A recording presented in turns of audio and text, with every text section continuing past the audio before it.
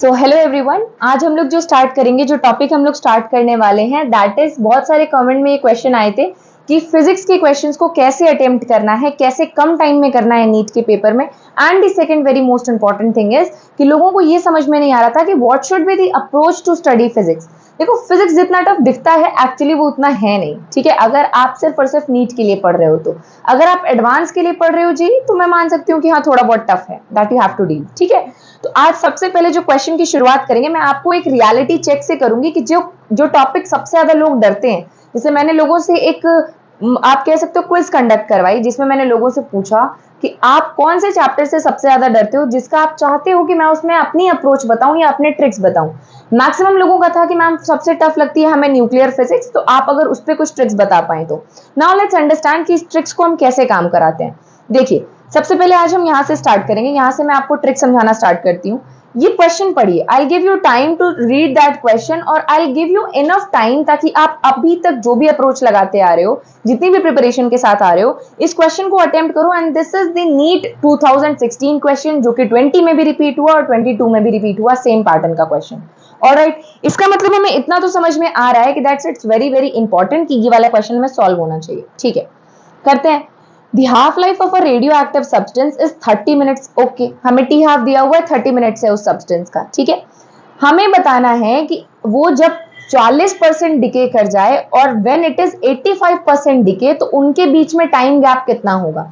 मतलब अगर मैंने एक रेडियो एक्टिव सब्सटेंस का 100 मान लो न्यूक्लियाई ले लिए, तो मुझे बताना है कि जब वो 40% पूरा डिके कर गया और दूसरा जब वो 85% डिके कर गया, तो उसके बीच में टाइम लैप कितना है। इन्होंने सिंपल सा एक क्वेश्चन पूछा, आपको सिंपल से क्वेश्चन का सिंपल सा आंसर करना है। Now I very well know कि बहुत सारे बच्चे इसमें क्या करेंगे, उन्होंने फॉर्मूला पढ़ा होता है क्या, n is equal to N naught e to the power minus lambda t. अब ये वाला फॉर्मूला ही जानते हैं वो कि कैसे हम निकालते हैं कि किस तरीके से कितने टाइम पे कितना डिके करेगा और कितना बचेगा। बिकॉज इन्होंने कुछ भी ऐसा नहीं दिया हुआ है कि इन्होंने कहा हो कि मैं 50% डिके करा रहा हूं, तो बच्चे ये वाला फॉर्मूला लगाना ही नहीं चाहेंगे। इसलिए नहीं लगाना चाहेंगे क्योंकि उनको क्या लगता है कि ये वाला फॉर्मूला तो तब लगता है ना जब हाफ की बात की जा रही हो, कि half of the nuclei is utilized या हाफ बचा है, तब ये फॉर्मूला अप्लाई करेंगे। यही तो सबसे बड़ी गलती है।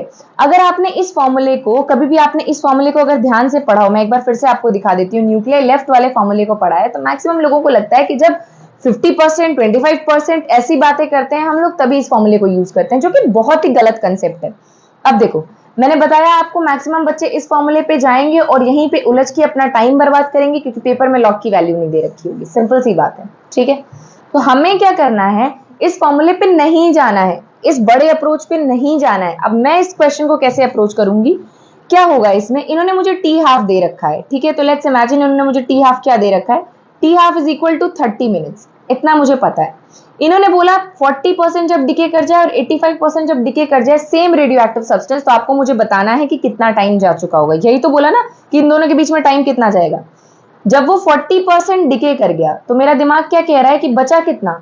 डेफिनेट सी बात है, 40% डिके कर गया तो 60% बचेगा, 60% लेफ्ट। यानी अगर मैं मान लूं कि एक न्यूक्लियाई में लेके चली हूं, तो इसके हिसाब से 60% कितना हो गया, 0.6 एन नॉट, इतना ही तो बचा। बाई 100 में से अगर 40 डिके किया तो 60 बचा। अगर आप इसको छोटे फ्रैक्शंस में पॉइंट्स में कन्वर्ट करो तो इट इज 6। फाइन। ये बोल रहे हैं जब 85% डिके कर गया तो बचेगा कितना, बचेगा मेरे पास 15%। एम आई राइट, 15% ही तो बचा। जब 100% में से 85% डिके किया तो हमारे पास बचा सिर्फ 15%। इसका मतलब अगर मैं इसको पॉइंट्स में कन्वर्ट करूं तो इट इज 0.15 एन नॉट, ठीक है। इनिशियली मैंने मान लिया कि एन नॉट यानी 100 हम मॉलिक्यूल लेके चले हैं। कितना सिंपल सा क्वेश्चन है। ये क्या बोल रहे हैं कि अब मैं इन दोनों को कंपेयर कर लेती हूँ। कैसे कंपेयर कर लेती हूँ, इस फॉर्मूले में कहीं ये थोड़ी ना लिखा है कि हमेशा जब न्यूक्लियाई की हाफ के टर्म्स में बात की जाएगी तभी आप यूज करोगे। इस फॉर्मूले ने कहीं ऐसा नहीं कहा। दिक्कत क्या होती है, जब हम इसको डिराइव करते हैं तो मैक्सिमम लोगों के दिमाग में ये इंप्रिंट बन जाता है कि इसको सिर्फ हम हाफ के टर्म्स में यूज करते हैं, जबकि ऐसा होता नहीं है, ठीक है। तो अब मैं इस फॉर्मूले को कैसे ट्विस्ट करके यूज करूंगी, मैं क्या करूंगी, मैं लिखूंगी 85% वाले का पहले टाइम, मतलब 85% वाले में कितने न्यूक्लियाई मेरे पास बच्चे हैं, 0.15 एन नॉट। 40% वाले में मेरे पास कितने बच्चे हैं, 0.60 एन नॉट, ठीक है। इसको मैं ऐसे भी लिख सकती हूँ, ऑलराइट, इसको मैं ऐसे भी लिख सकती हूँ, क्योंकि मैं तो कंपेयर कर रही हूँ ना कि टाइम लैग कितना है, अगर कुछ रिलेशन निकल आए टी हाफ से तो फाइन। अब मैं क्या करूंगी, इसको जब हम हटाएंगे तो we will see it is equal to 1/4। और हमें इससे बहुत क्लियरली समझ में आ रहा है दैट इज 1/2 की पावर 2 इज इक्वल टू 1/2 की पावर n। मतलब n की वैल्यू यहाँ पे मैंने 2 निकाल ली, और n का मतलब क्या होता है, नंबर ऑफ हाफ लाइफ। तो बड़ा सीधा सा आंसर है, 30 मिनट्स इन्होंने क्वेश्चन में दे रखा है, मैं 60 मार के आंसर टिक करके चली आऊंगी।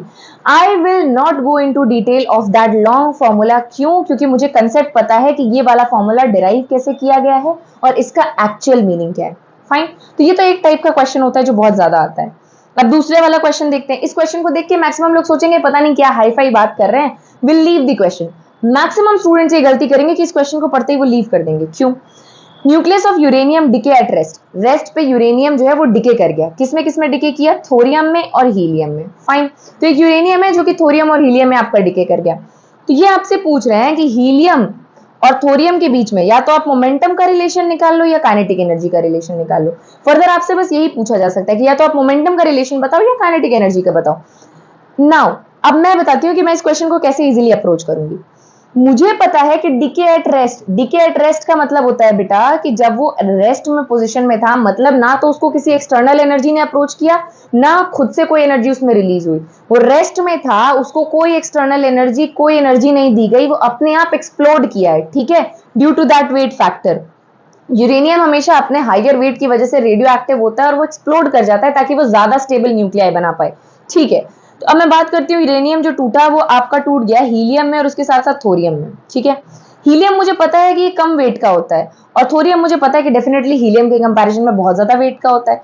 तो हमें क्या करना है कि जो यूरेनियम का मोमेंटम है, यानी मैं इसको ऐसे लिख सकती हूँ कि momentum of this is momentum of uranium is equal to जितना यूरेनियम का मोमेंटम पहले था कितना था, 0 था, क्योंकि भाई रेस्ट पे डिके किया है, चल तो रहा ही नहीं था, काइनेटिक एनर्जी थी नहीं, तो मोमेंटम कहां से हो जाएगा रेस्ट पे, तो ये 0 हो गया।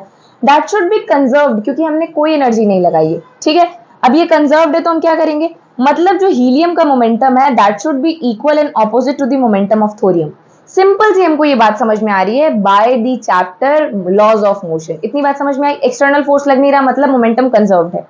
अब देखो मोमेंटम कैसे निकालते हैं, mass into velocity, mass into velocity, चाहे आप थोरियम की बात करो चाहे आप हीलियम की बात करो। और मुझे अच्छी तरह पता है कि मास हीलियम का कम है, तो डेफिनेट सी बात है कि वेलोसिटी उसकी थोरियम के कंपैरिजन में बहुत ज्यादा होगी। मतलब जैसे ही यूरेनियम टूटेगा तो हीलियम और थोरियम अलग अलग होंगे, हीलियम बहुत फास्ट तरीके से रिबाउंड करेगा जबकि थोरियम धीरे धीरे करेगा क्योंकि इसका वेट ज्यादा है। फाइन, तो इससे हमें समझ में आ गया कि हीलियम की स्पीड बहुत ज्यादा होने वाली है क्योंकि दोनों को बराबर रखना है मोमेंटम। ठीक है, दोनों का एंड प्रोडक्ट सेम होना चाहिए और अपोजिट होना चाहिए, यही तो बात है ना मोमेंटम कंजर्वेशन का। तो इसका हमें करेक्ट आंसर क्या मिल जाएगा, helium nucleus has more kinetic energy than thorium. Why? Because उसकी वेलोसिटी ज्यादा है, वेलोसिटी ज्यादा है तो डेफिनेट सी बात है kinetic energy is equal to half mv², जो कि बहुत ज्यादा हो जाएगी। Alright, so this is the concept that you need to apply while doing your physics questions. I must tell you, ये तो मैंने सिर्फ आपको क्वेश्चंस के ट्रिक समझाने के लिए करवा दिया। नेक्स्ट लेक्चर्स में हम कोशिश करेंगे कि ये जो पूरे चैप्टर्स की ट्रिक है, मैं आपको, चूंकि इसके नोट्स बने हुए हैं बट ये वीडियो लेक्चर लंबा हो जाएगा, नेक्स्ट अपकमिंग सेशंस में will talk about that in detail as well. तो आपने देखा कि फिजिक्स कुछ मुश्किल नहीं है बेटा, सब मानने पे है अगर आपके कंसेप्ट स्ट्रॉन्ग है। ये मैंने 4 साल पहले पढ़ा है, 4-5 साल से ज्यादा हो चुका मुझे पढ़े हुए और छोड़े हुए एक्चुअली। बट अगर आपके कंसेप्ट स्ट्रॉन्ग है ना तो आप कभी भी उसको दोबारा से रिविजिट करेंगे तो you will able to do that. ठीक है, और यही फर्क होता है एक्चुअली में कंसेप्ट्स का और रटने का। So I suggest you start watching the videos जो भी हम लोग यहाँ पे दें आपके शॉर्टकट ट्रिक्स के लिए, that will help you to build the concepts very well. Stay tune, stay happy.